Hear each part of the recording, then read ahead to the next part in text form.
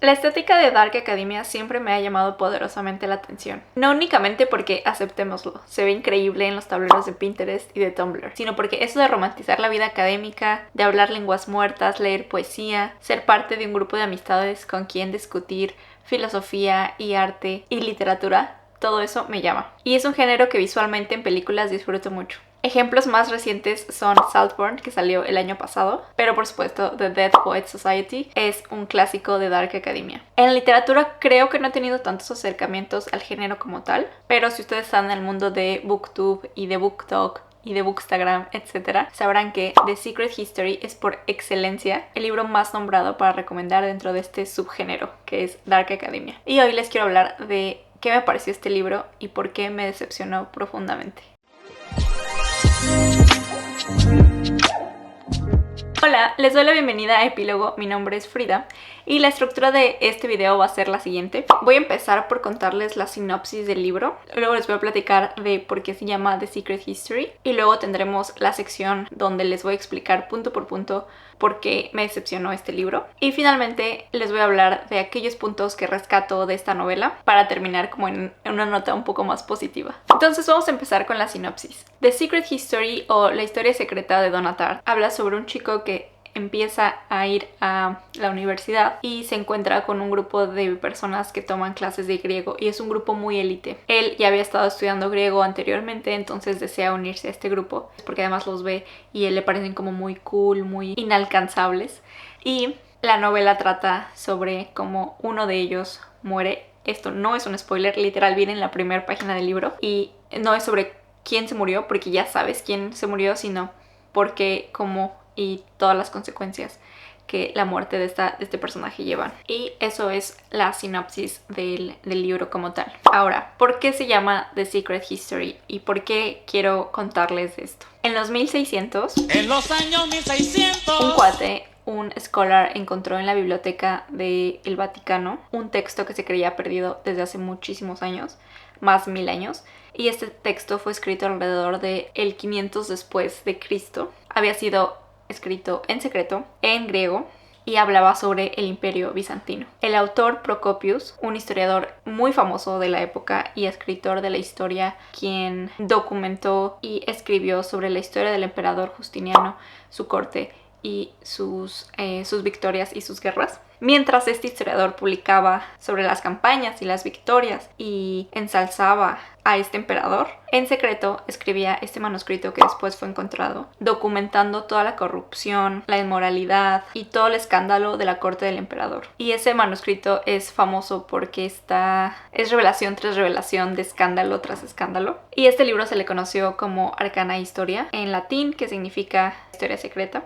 Y básicamente lo que hizo este manuscrito fue que lectores comenzaran a reevaluar las élites de la época y empezaran a pensar sobre cómo se les había vanagloriado en el pasado y que quizá debería haber un cuestionamiento al respecto. Y ustedes dirán, bueno, ¿para qué diablos me estás contando eso? ¿Y qué tiene que ver eso con Donna Tartt y The Secret History? Bueno, pues esta elección del título que Donna Tartt hace no es algo aleatorio, no es algo random.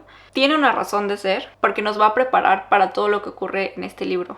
Teniendo como esto en mente de que The Secret History, originalmente Arcana Historia, era un manuscrito que hablaba de la corrupción, la inmoralidad, los escándalos de una élite. Teniendo todo eso en el cerebro es como creo mejor nos acercamos a The Secret History, que fue escrita en 1992. Porque en el libro vamos a ser testigos de cómo los personajes de una élite se corrompen, son inmorales y cómo comienza su descenso como personas civilizadas. Lo que me lleva a la siguiente parte del video, que es ¿por qué me decepcionó este libro, esta novela? No entendí el hype del libro. El libro tiene un hype supremo.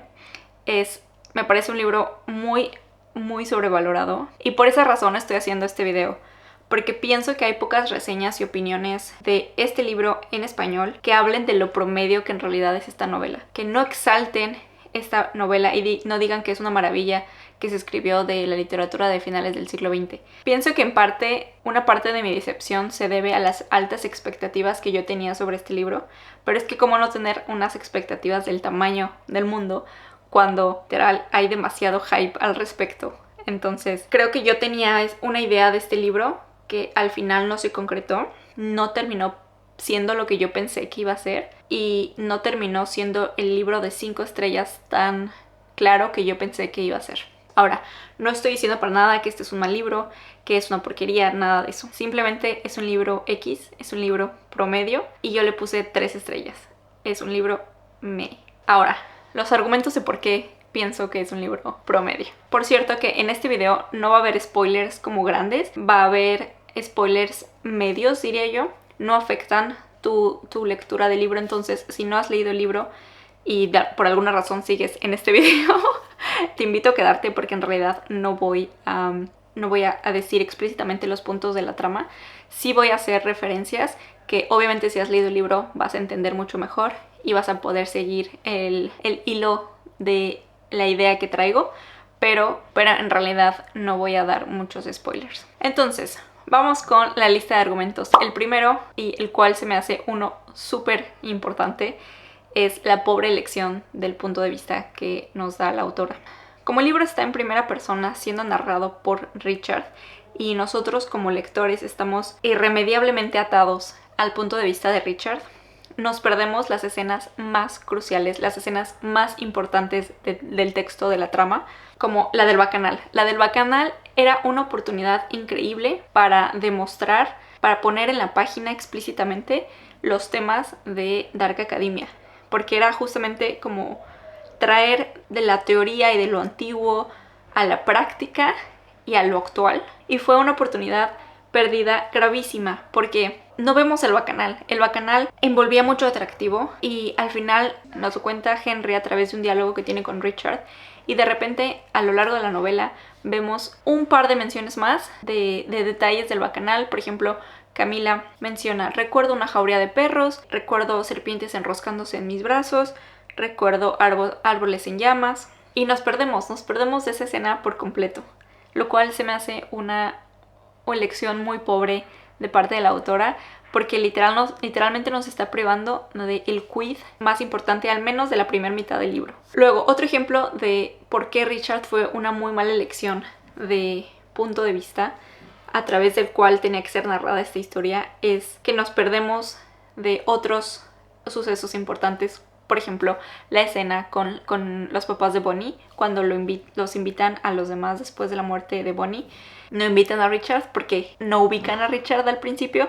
Entonces es tan irrelevante que no lo ubican, no lo invitan, y entonces nosotros no vamos a la cena, no los acompañamos y nos cuentan todo de segunda mano, nos cuentan todo ya filtrado a través de estos personajes, a través de un diálogo. Y en este mismo punto Richard es terriblemente aburrido como punto de vista. No solamente no está presente en ciertos momentos cruciales, solo diría que al final ya está presente en los puntos más clave, pero las 3/4 partes del libro, todo lo importante te lo cuentan a través de diálogo. Y ese hecho de que nos cuente todo a través de diálogo me lleva a mi siguiente punto de por qué me decepcionó The Secret History, y es: siempre en la escritura te dicen show, don't tell. Muestra las acciones, no le digas a los lectores cómo sentirse. Hazlos que se sientan a través de las descripciones, a través de la trama. Invítalos a envolverse en esta historia. No les digas: esto es lo que va a pasar, esto es cómo se sienten los personajes. Lo tienen que inferir a través del texto. Y Donna Tartt parece que jamás escuchó eso de show, don't tell. Porque de todo lo importante, y esto está unido al primer punto que dije, de todo lo importante te enteras en un diálogo entre los personajes y nunca lo ves en acciones. Y eso es increíblemente frustrante al menos para mí como lectora. Fue increíblemente frustrante la elección de Donna Tartt de qué sí te enseñaba como acciones y qué te decía mejor en una pasada, en una plática entre los personajes. Y hacía estas elecciones completamente contrarias. Por ejemplo, cuando podías haberte enterado de cosas en diálogo que hubiera sido mucho más eficiente en la página, ella decide mostrarte esas acciones súper aburridas y súper lentas. Por ejemplo, el interminable invierno que vivió Richard después de que acaba su primer semestre de la universidad, que todo el mundo se va a diferentes lados y acompañamos a Richard en su invierno, y que esto lo voy a abordar después en un siguiente punto, pero Es terriblemente aburrido, terriblemente lento y al final pienso que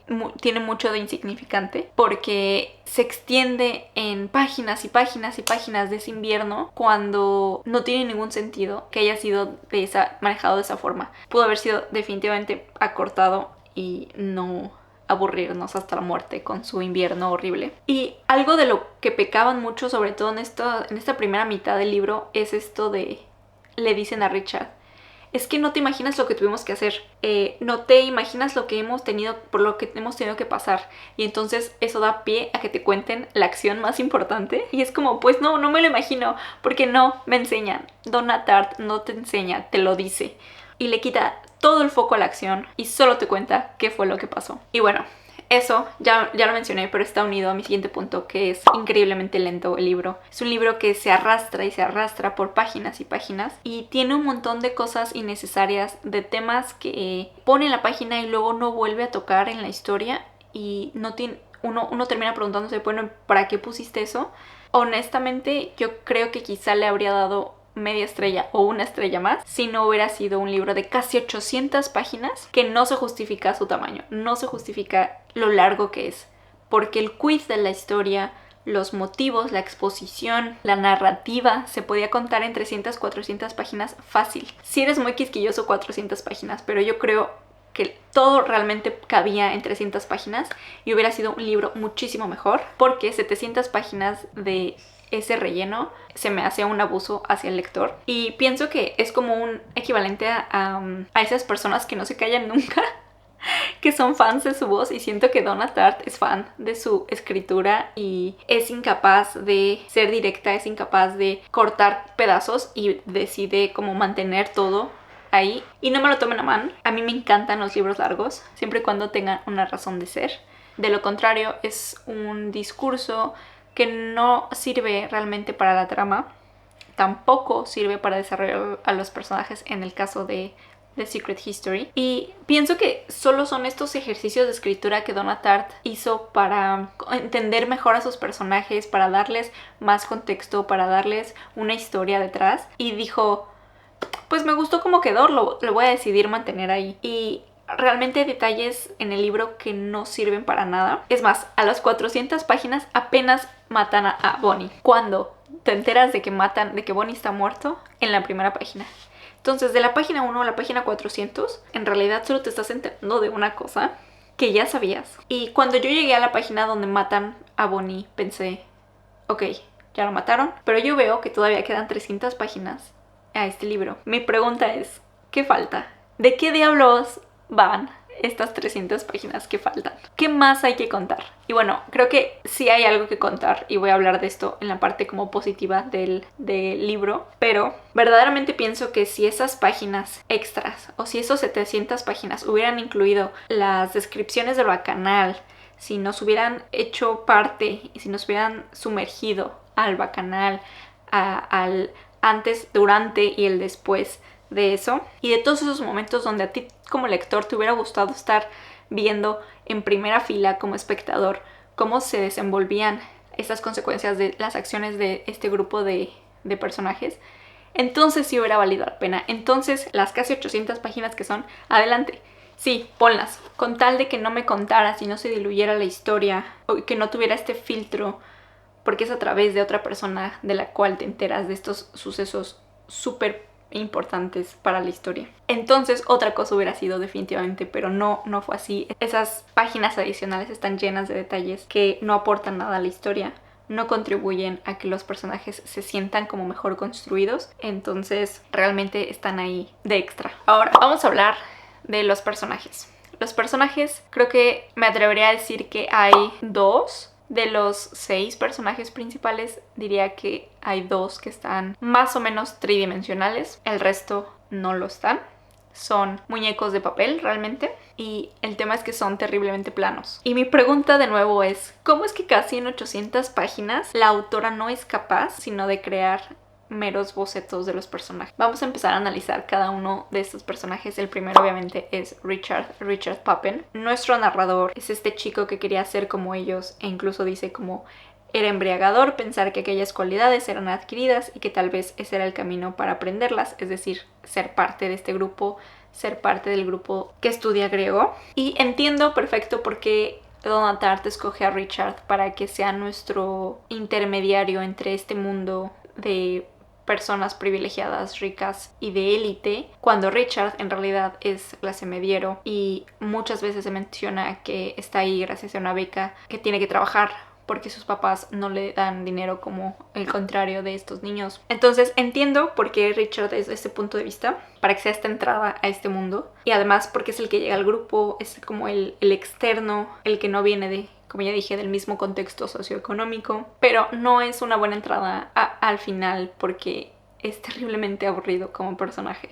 Y al final incluso a mí personalmente me caía mal, porque empezó a tener unas actitudes hacia Camila que no voy a decir porque spoiler, pero que realmente son red flags. Pero bueno, ni siquiera es un personaje que te caiga bien, ¿sabes? Luego vamos a hablar de la bola de elitistas, que es el resto del grupo, que antes de que me digan que están escritos para hacer una burla, están escritos para demostrar como que esta sorna hacia los estudiantes clasistas, privilegiados y snobs de escuelas privadas estadounidenses. Sí entiendo eso, entiendo cuál era el punto de Donna Tartt, que era hacer estos personajes muy cliché en ese sentido. Y entiendo que no tienen que caerte bien, que el punto es que te tienes que escandalizar de cómo se comportan, tienes que pensar en los privilegios que tienen, que ellos no se dan cuenta de los privilegios que tienen, y eso me queda clarísimo. Y de hecho hay muchos momentos así en la página que sí vemos. Pero bueno, yo mencioné que había dos personajes que sí tenían un poco más de tridimensionalidad, que pienso que son Bonnie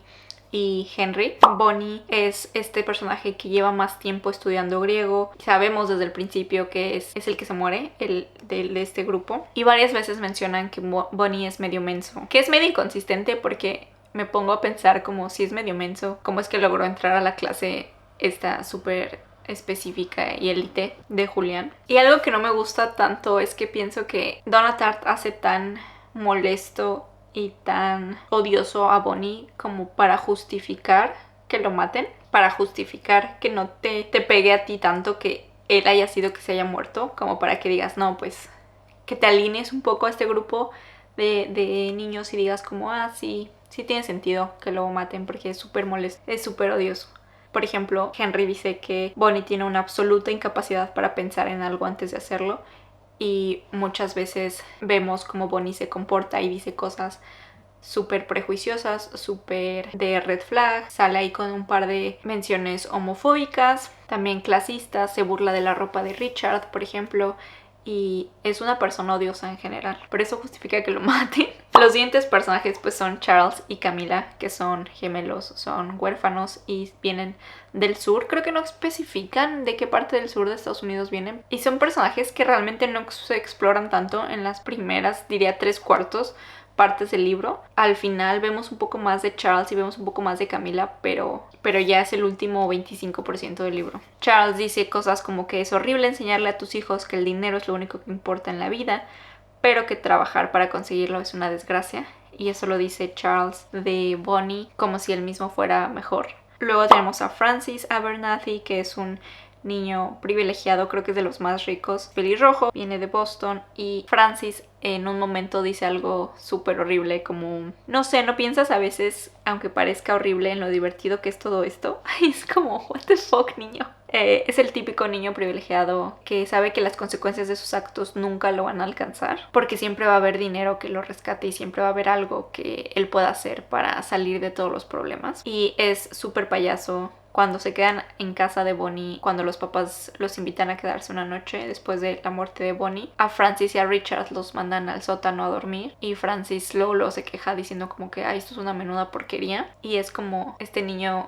súper mimado. Y esto es a través, o sea, esto es para todos, son cero empáticos, son sociópatas claramente, y obviamente muy snobs. Y luego vamos con Henry Winter, que lo describen como moreno, rico, genio de la lingüística, es un payaso también, y viene de Missouri. Él al parecer no terminó el bachillerato, pero lo aceptaron por alguna razón en la universidad en Hampton, y hay muchas cosas, red flags de Henry.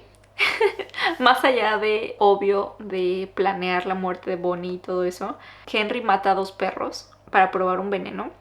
Y Richard se ríe de eso. O sea, hay una parte donde Henry dice, sí, yo maté a estos 2 perros porque estaba intentando como probar ciertos venenos y las dosis. Y Richard se ríe. Y si eso no es de un sociópata, no sé qué es. Lo que no entiendo es cómo Henry tiene tantas red flags y la gente aún así romantiza a Henry. O sea, yo he visto en Tumblr y en Pinterest como tableros y como edits de Henry Winter y de verdad como me preocupa eso porque está la gente obsesionada con este personaje horrible. La gente lo romantiza demasiado. Y no solamente hizo lo de los perros, después de lo del bacanal hizo que todos mataran a un cochinito y luego se bañaran en la sangre de ese cochino. Y mi pregunta es, ¿por qué le siguen haciendo caso a Henry? Que vamos a volver a ese punto después porque es muy importante. Pero bueno, sigamos con los personajes. Julian Morrow, que es este profesor de griego muy élite, solo acepta 5 estudiantes al año para su clase y los hace abandonar todas sus clases excepto la suya. Hay un elitismo marcado, claramente, y Henry dice cosas de Julian como de ¿cómo quieres que le haga entender al decano que entre nosotros hay una divinidad? Se me hace, ese tipo de comentarios se me hace sumamente exagerados porque no vimos suficiente de Julián en las 800 páginas, no vimos suficiente de él como para decir algo así, como para justificar que los alumnos se sintieran así al respecto de Julián. Como que es algo que te dicen que ya tienen desde antes, pero tú como lector no les crees porque tú no ves esa relación con Julián en la página. Y se me hace un error muy grave también porque este personaje tiene un rol muy importante en las mentes de los personajes, pero no aparece eso en el papel. Siento que este personaje no se convierte en el personaje tan relevante como lo meritaba la historia, como lo meritaba la trama. Por ejemplo, dicen cosas como siempre me ha resultado difícil hablar de Julián sin fantasear sobre él, o esa era una de las razones por las que yo lo apreciaba, por la subjetividad con que me veía, por la persona en que me convertía cuando estaba con él, por lo que él me permitía hacer. Y, o sea, al final Henry hizo todo lo que hizo durante el libro para llamar la atención de Julián, y el otro, Julián, se largó, se larga y los deja. Cuando andaba de hocicón enseñándoles todo lo del bacanal, enseñándoles todo lo de los griegos, cuando fue el adulto responsable en meterle estas ideas en la cabeza de estas personas. Y para ser un personaje tan clave, tan el sol bajo el cual orbitan estos niños, me pareció sumamente desperdiciado que el personaje no se explorara ni tantito, no se exploró en lo absoluto. Como para ejercer esa influencia tan fuerte sobre los estudiantes, me pareció incongruente que no viéramos más de este personaje. Otras de las razones por las cuales me decepcionó este libro es porque encontré algunas inconsistencias. La primera es que mencionan que desde el principio que Julián los hace abandonar todas las clases para que tomen la suya y se concentren en la suya, porque en la suya ven arte y ven filosofía y ven otro tipo de cosas, no solamente es como el idioma del griego. Y luego en alguna página, se las voy a poner aquí, Bonnie menciona que tiene que trabajar y entregar la tarea para su clase de obras maestras de la literatura inglesa, y mi pregunta es, bueno, que no tenían que abandonar todas las demás materias. Después hay una parte donde Richard dice algo así como ya no lo soportaba, sabía que no había escapatoria, me había unido a todos ellos eternamente. Y luego menos de 100 páginas después dice, hubiese sido comprensible que Francis los gemelos siguió después de lo que habíamos pasado juntos, hubiéramos seguido viéndonos, pero cuando murió fue como si se cortara el hilo que nos unía. Y poco después empezamos a separarnos. O sea, en menos de 100 páginas fue como estábamos unidos eternamente y 90 páginas después hubiera sido lógico que hubiéramos estado juntos, pero ya después nos fuimos separando. Ok, otro argumento es que este libro fue escrito en los 90s y se nota que no envejeció muy bien en ciertas partes. Y yo sé que hay que tener en cuenta como el momento sociopolítico en el que se escribe, el contexto cultural en los que se escriben los textos. Y creo que para la mayoría de los aspectos que este libro no envejece bien, creo que se le puede dar como que ese pase. Se le pueden perdonar ciertos deslices, pero hay algunos que no. Por ejemplo, el queerbaiting que tiene. No se atreve a hacer explícita la mención de una posible relación entre Henry y Julián. Y ok, no tenía que hacerlo explícito, podía haberse quedado entre líneas y que el lector, la lectora lo interpretara como como quisieran. Pero entonces, ¿para qué pone la escena donde Richard ve a Henry y a Julián y parece que se dan un beso en la mejilla? Que es otro ejemplo de cosas que ponen a las que luego nunca regresan del todo. Y no me salgan con que, ay, no, es que fue escrito en los 90s y entonces en ese momento no era tan abierto todo. Cuando mi E.M. Forster en 1917 escribió Maurice y se publicó en los 60s. Entonces no hay pretexto como de, ay, no, es que eran los 90. Pues fueron 30 años después de que se publicaran libros explícitamente en la página diciendo, aquí estos personajes son gays y esto es lo que pasa y son felices. Y en especial no entiendo por qué el queerbaiting si sí mencionan que Francis es gay.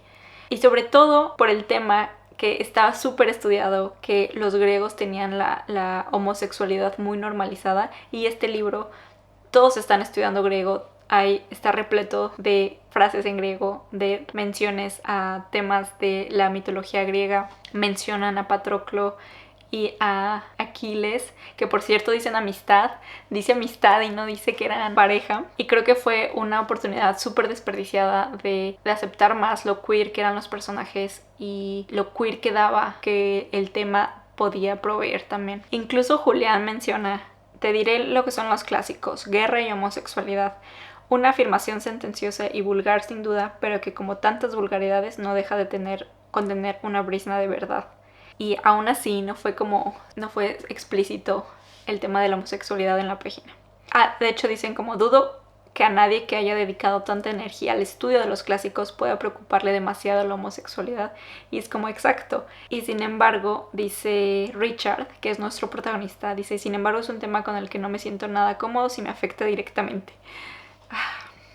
En fin, tanto Richard como Bonnie son homofóbicos en grados distintos. De hecho, dice Richard sobre Bonnie que aquellos estúpidos prejuicios de Bonnie que yo encontraba tan divertidos no tenían nada de irónico, sino que eran terriblemente serios. En fin, y la última razón por la cual siento que había cosas que me decepcionaron de este libro es la traducción. A veces usaba palabras que yo sé que no tiene la culpa ni la autora ni texto en sí, pero sí me da curiosidad saber si esto también está en la versión en inglés. Sobre todo porque había palabras que se me hacían una pobre decisión de traducción. Por ejemplo, Richard menciona que conoció a una chica en una fiesta. Sí, conoció una cría y super red flag que a una chava le digan cría. Uy, no sé, me dio como cringe y medio ñañara. En fin, vamos a pasar a la última parte de este video, que es razones por las cuales le puse 3 estrellas y no menos. La primera es que el estilo de escritura sí me gustó. Sí me aventaría a leer algo más de esta señora, aunque tengo entendido que también tiene algunas cosas cancelables la señora. Sí me gustó el estilo de escritura, no me gustó que nos intentara aventar todo lo que escribió para este libro así, cuando no era necesario. El segundo punto es el intento de hablar de clase en la academia, esta especie de crítica de clase y privilegios. Creo que el primer capítulo del libro es bueno, se ve que está planchado, que es cuando más conocemos como la situación de clase de Richard y entendemos como mejor el contexto en el que se desenvuelve nuestro protagonista. Sin embargo, siento que le faltó un poco más de fuerza a este tema, le faltó más decisión al hacer las críticas sobre clase, pienso, porque el detalle de las primeras páginas respecto a la posición socioeconómica de Richard se olvida cuando es conveniente y se recuerda cuando es necesario para la trama. Por ejemplo, como dije, nos echamos toda una sección del libro cuando casi se muere en su primer invierno en Hampden porque no tenía calefacción y vivía con un tipo en una cabaña donde no había techo. Y luego por las próximas 300 páginas ya ni es algo tan importante, ya no se menciona tanto de dónde consigue dinero él. Y luego se vuelve a retomar hacia el final del libro cuando él dice como, ay, estas personas no les importa si reprueban el año, pero para mí esto es todo. Como dije, están estos comentarios de Bonnie sobre la ropa de Richard, que es de segunda mano. Están estas menciones de que Bonnie venía de una familia como rica, acomodada, pero porque tienen activos, no porque tenían como efectivo tal cual. Y siempre estaba como pidiendo dinero y está esa imagen como de mantenerse como rico, pero en realidad no tenía dinero. Dice Richard, lo que más me molestaba era que a los demás no parecía importarles. Desde luego, para ellos aquello no significaba nada. No les preocupaba tener que hacer un curso más, ni siquiera no poder graduarse o tener que volver a casa. por lo menos tenían casas a las que ir. Disponían de rentas, de subsidios, dividendos, abuelas, tíos con influencias, familias que los querían. La universidad no era más que un apeadero, una especie de distracción, pero para mí era una gran oportunidad, la única, y la había desperdiciado. O sea, como que es hasta el final que volvemos a retomar este tema de clase para Richard. Siento que pudo haber sido permeado un poco más a través de todo el texto y ser un poco más puntillosa la autora en esta crítica. Y bueno, la última razón que sí me gustó es que si vemos a estos protagonistas cómo empiezan a corromperse aún más después del crimen cometido. Vemos el tema del incesto, de la violencia entre ellos, de Charles cargando la investigación policíaca y lo que eso le pesa mentalmente y físicamente, el desacuerdo de que Henry les diga qué hacer. Eso empieza como que a permear toda la relación entre todos, la manipulación entre ellos, el chantaje, el mero hecho de que Charles lleve una pistola y bueno, el plot twist final obviamente que también tiene que ver con todo este tema de la corrupción entre ellos mismos, cómo empiezan a deteriorarse. Pero algo que se me hace como digno de comentar es que empieza toda esta corrupción y esta inmoralidad entre ellos después de que ocurre lo de Bonnie, no después del bacanal, cuando sabemos que hay, voy a decir un spoiler, entonces si no quieren escucharlo voy a poner marcas de spoiler, pero solo es hasta el segundo asesinato en que empiezan a caer en esta red de corrupción entre ellos mismos, porque era el asesinato de alguien que conocían, que podrían considerar como su igual, como su peer, y no como el granjero que mataron, que también es un tema de clase, ¿no? O sea, ese tema de que si mataron al granjero no les afecta tanto, les empieza a afectar cuando Bonnie se entera y empieza a molestarlos. El hecho de que Charles se vuelve alcohólico, Francis incluso dice, nadie se preocupa por nadie más que por uno mismo, les gusta presentarse como un frente unido, pero ni siquiera sé si realmente se quieren, hablando como de toda la bolita. Y dice como, ¿sabes qué? Lo que hemos hecho es terrible. Y es como, no shit, Sherlock. Y eso lo piensa después de que el papá de Bonnie los invita a hablar y les invita a pasar unos días en su casa. Por ejemplo, menciona Francis en algún momento como, sí, Henry es de San Luis, cómo es que ha sido tan inteligente si es de San Luis, y entonces ahí vas viendo como algunos prejuicios que tienen. Hay una parte donde que me da mucha risa porque el papá de Bonnie dice que no iba a ser una vida fácil, pero sí una vida casi increíblemente enriquecedora respecto a cosas como el carácter, el valor, la moral. Sobre esta última, el señor Corcoran daba por sentado que nuestros padres no se habrían molestado en enseñarnos nada de ella, es decir, nada de moral. Y me da risa porque pues mentira no es, ¿no? Es decir, estos niños mataron a alguien, claramente no tienen moral. Y, o sea, si ves estas frases en el libro sobre cómo esta gente, estos niños son lo peor. Como 150 páginas después de que matan a Bonnie, Richard dice como, de pronto por primera vez me di cuenta de lo que estaba pasando, del mal que habíamos hecho. Apenas se están dando cuenta después de que mataron a Bonnie, y probando el punto de que sí están corruptos, de que sí están inmersos en sí mismos, de que sí tienen un montón de privilegios de los cuales nunca los cuestionan y que son gente horrible, ¿no? Otro ejemplo es que su brindis entre ellos es vida eterna, y yo cuando leí eso pienso que siempre quienes desean la inmortalidad con tanto ardor siempre tienen algo de villano. Y obviamente sé que, como dije al principio, que la idea de Donna Tartt era como plasmar esta reflexión de que no me di cuenta de lo horrible que eran estas personas porque me había trepado como en lo estético y quería yo ser su amigo porque se ven como unas personas muy cool y muy cultas y yo quería ser como incluido, ¿no? Y de hecho Richard dice como mi vanidad me había impedido comprenderlo, él me había manipulado, es decir, Henry, con sus halagos desde el principio. Quizá hasta mi primer descubrimiento accidental había sido tramado. Quizá había adivinado en mí esa cobardía, ese repugnante instinto de rebaño que me haría seguir la corriente sin ninguna duda. Y pues también ese preguntarse de por qué lo escuché, por qué escuché a Henry. La mayor estupidez de mi vida es escucharte, dice Charles. No te estoy pidiendo nada del otro mundo, solo que te obedezca, piensa Richard. Estoy harto de que me diga qué hacer, dice Charles también. ¿Sabes lo que no entiendo? No entiendo. No porque nos dice lo que tenemos que hacer, sino porque siempre le obedecemos. Y eso era mi pregunta constante de ¿por qué le hacen caso a Henry? ¿Por qué le hacen caso a Henry? Y pues entonces sí me gustó que se explorara eso. Y pues eso es todo lo que opiné de The Secret History, la historia secreta. Si este es tu libro favorito, dialoguemos en los comentarios. Si coincidiste conmigo en algunos de estos puntos, házmelo saber para que no me sienta tan sola en el internet que ama este libro con toda su pasión. Y pues eso es todo por este video. Muchas gracias como siempre por escucharme, muchas gracias por verme y nos vemos en el próximo episodio. Hasta luego.